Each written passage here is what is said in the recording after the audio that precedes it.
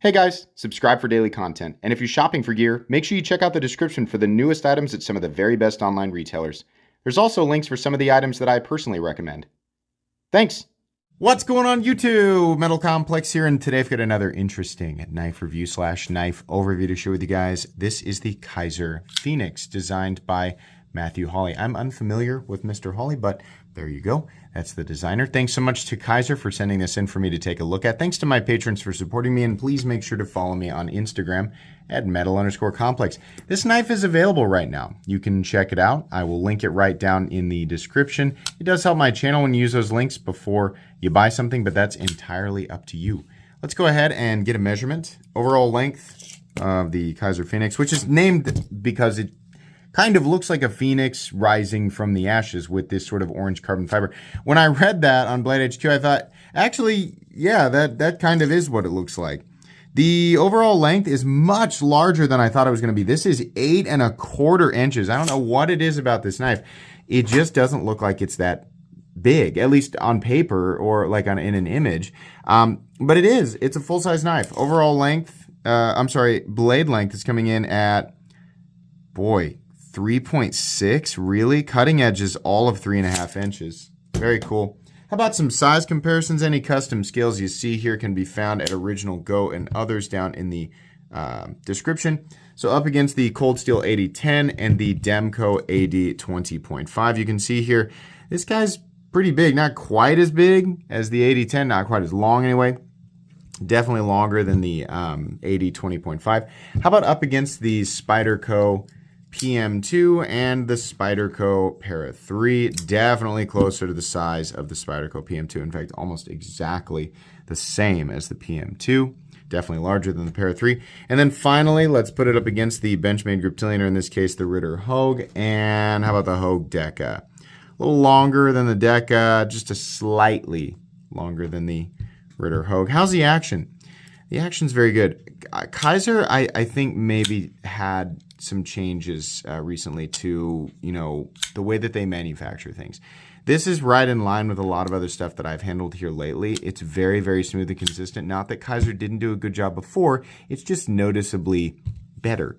The detent is great. The flipping action is great. The thumb studs I wish were a little bigger. When they're really teeny tiny like that, they end up being sort of just things that hurt your thumb when you use them, but it's okay. Access to the liner lock is very good. This is a nested liner lock, and there is no double clutch. The action is just bordering on fall shut there, so very happy with the action. How about carry profile? Thickness up against the Spyderco Para 3. You can see here, it's maybe a hair thicker. It's almost identical. Length and height up against the PM2 and Para 3. Closed. This really isn't going to be that difficult of an object to carry. I mean, it's a little longer than the Para 3, and it approaches the height of the hump in some areas, but it's quite a bit smaller than the PM2. I mean, realistically, it should be right in between in terms of, like, the amount of knife that you're having to dedicate to in the pocket. Where some people might notice it is weight. I don't think it's that heavy, but we are looking at a combination of titanium, steel, and carbon fiber here. So the weight on this guy is coming in at about 4.27 ounces, which really isn't all that bad. Pretty good ratio of weight to blade. So I don't really have a problem with it. If that's too heavy for you, then, use your best judgment there. Let's go ahead and get out my tools. As per usual, my tools are very inexpensive and very recommendable. You can find them right down in the section of my description that talks about the tools I use on this channel. Let's check out this T8. Little tiny bit under the weather today, guys, so if I sound a little bit, it's because my throat is bothering me. Not really that, it's not really anything, it's just, it's irritating. It's not a full-on, debilitating illness. It's just an irritating illness. We have T8 everywhere. T8 pocket clip screws, body screws, right, one to hold the nested liner onto the frame, right, or the frame onto the liner. So 3 on each side. But hey, they're all T8, right? So, okay, should be pretty easy to disassemble and maintain as long as you have the right tools for the job. Should be good to go. Then we'll go ahead and measure the blade stock thickness, and we can move on into the meat and potatoes. Blade stock thickness coming in at 125 thousandths, which is about what I expect for Kizer. What's the blade steel? It's S35VN, which I don't have a problem with at all. I don't normally like the long swooping, it's like a long clip point, right? But I think the fact that the size of this knife was such a pleasant surprise. I like a bit of a larger knife. Not that I don't like smaller knives, but I like a bit of a larger knife, and I really like it when a knife surprises me. I really like it when I look at a knife and think, wow, I've seen that a million times, you know. I looked at this and thought, yeah, the designs, there's some little interesting things going on in the blade there, but it's going to be another 7.5-inch knife, you know, and I get it. I'm like, wow, this is actually a full-size knife here, you know, and so it's one of those things. And it can happen in reverse, too. If I look at a knife and I'm like, wow, another generic, like, big knife, and it ends up being smaller, and that design works with it being a smaller knife, then I like it for that reason. But this knife does translate really well as a larger knife, and it is surprisingly comfortable. The edges, of course, are all chamfered down. The handle area sort of swells back here towards the back. It's rounded off. Pretty comfortable, and the pocket clip is just flat. So you can tell that it's there, but it's not like, oh my gosh, you know, my hands are being destroyed. The ergonomic grip here, the index finger and thumb position, you know, as far as like that complementing each other, it does okay. You're a ways from the cutting edge just because of the flipper tab here, but it's not a deal breaker. I appreciate they put jimping here, but it's pretty shallow. It doesn't do a whole lot. That's okay. Titanium's a little bit chalky right here, which some people like, some people don't, just kind of pointing it out. I do like the look of the orange carbon fiber. I do wish that they had more options for this. I was really surprised to see that the only option was black with orange carbon fiber. I mean, this would look cool in a number of different configurations, so I'm not sure why they did it this way, but okay. The black wash is probably my least favorite finish, but it will hide wear, you know, relatively well, and there's not necessarily anything wrong with that. That really comes down to aesthetic preference. S35VN does not need to be coated. It's corrosion resistant, but that's fine. I mean, a lot of people buy, you know, the finishes or the coatings just for how they look, not necessarily how they function. But we have a relatively thin, elongated clip point blade. Some people might call this like a Persian clip point. That's fine. Whatever you want to call it, it's fine. The fuller follows the line of the swedge here, and it actually tapers down, so it gets thinner down towards the tip there. The tip, it'll puncture for sure. The edge is, I would say, medium thickness. There's not a ton of room to drop, despite it starting at only 125 thousandths, but it's plenty sharp, plenty slicey, right? It says Kizer on one side, has a weird little, well, it says S35VN. And then it says Phoenix on the other side. I could have gone with just the Phoenix logo. Typing out the word Phoenix in such a plain font, it just makes it look so cheap. Kizer does this. They put the names of the knife on the knife, and it just bothers me. I don't think they need to do that, right? If you bought this, then you know what it is. There's always at least one person that's like, oh, but if you leave it out on a table and someone's like walking along like, golly, look at that open pocket knife. I wonder what that's called. Oh, it's called the Phoenix.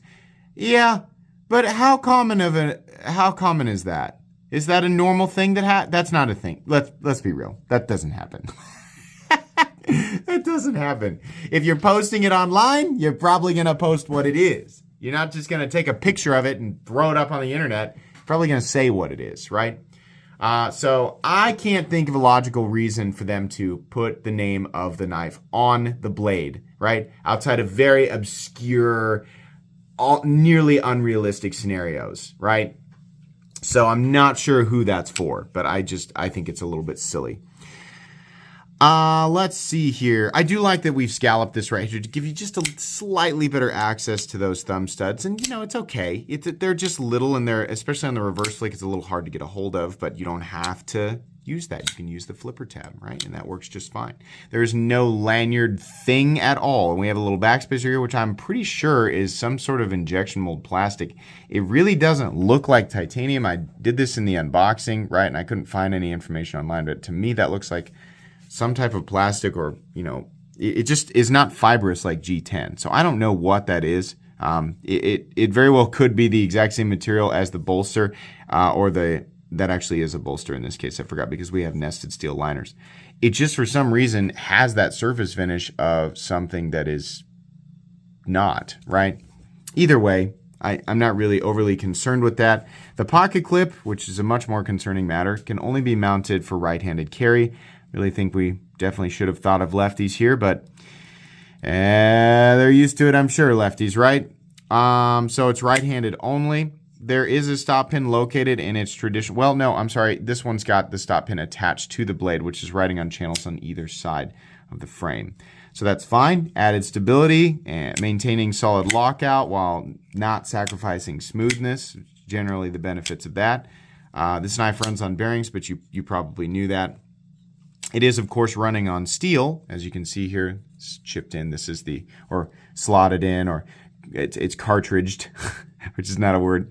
It's nested into the, not only the titanium frame, but also the carbon fiber.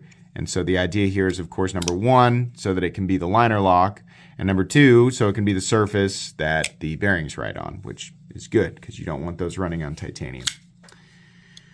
Let's see here. Lockup, completely and totally solid. No blade play up, down, left, or right. No lock stick. No double clutch. No pivot lash. Extremely smooth. Kizer's really stepping it up there.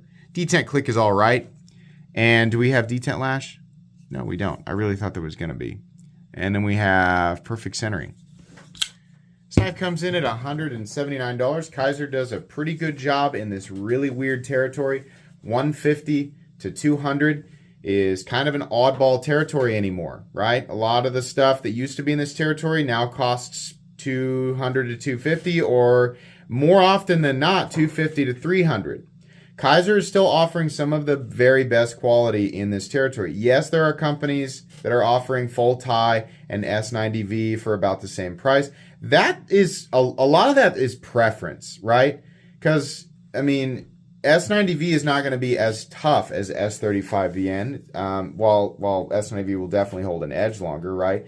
I want to say their potential to resist corrosion is about the same. Could be off there a little bit. S35VN is definitely going to be easier to sharpen. So that really, I mean, both compositions are made by Crucible. Now, S90V will definitely cost more money for these companies to buy stock, right? Not a lot more, though, but a little bit, right? That will come down to preference. So if all you value is just, you know, the prestige of the steel, right? If you are not going to be concerned one way or another with how you're using it and it's not really important to you, then okay, then you can, I guess you can make that argument. But it's nowhere near as potent an argument as some people assume. Kizer is still bringing some of the best execution and quality to the table at this price range. That I've seen. And believe me, as somebody who handles a lot of stuff, I mean, this sounds really like nose in the air and I know more than you, but yeah, I factually handle more stuff than, far more stuff than the average person, right? I mean, like I like a lot of that stuff that's hyper competitive with some of the ultra exotic, heavy quotes on that, exotic materials, right? But at the end of the day, as long as they're using, you know, materials that are acceptable in the price range, if they are executing this stuff in a way that is, you know, not just satisfying, but great, that's when I'm going to highlight it. And Kizer's doing that. This is pretty cool. I'm going to be honest with you. This knife isn't really my cup of tea, but it's a good knife. And I'm really surprised at how well this design translated. I think if you pick this up, not only are you going to enjoy, you know, what it's made out of and how it's executed, I think you're going to enjoy it as a tool. It's pretty good. Yeah, this is a recommendable knife. Kizer Phoenix. Really surprising. I really thought it would just be kind of another boring knife, but no, it's pretty cool. I'll link it down below. You guys can check it out if you want to. Thanks so much to Kizer for sending it in. Please make sure to follow me on Instagram at metal_complex. If you enjoyed this video, leave a like. If you'd like to check out my other content, I do, of course, have lots of videos of knives that are either expensive or inexpensive that I do or don't like, so check those out. And if you enjoy all my content, go ahead and click on that Metal Complex logo right there and subscribe because there's definitely more coming. Thanks again for watching, everybody, and have a great day.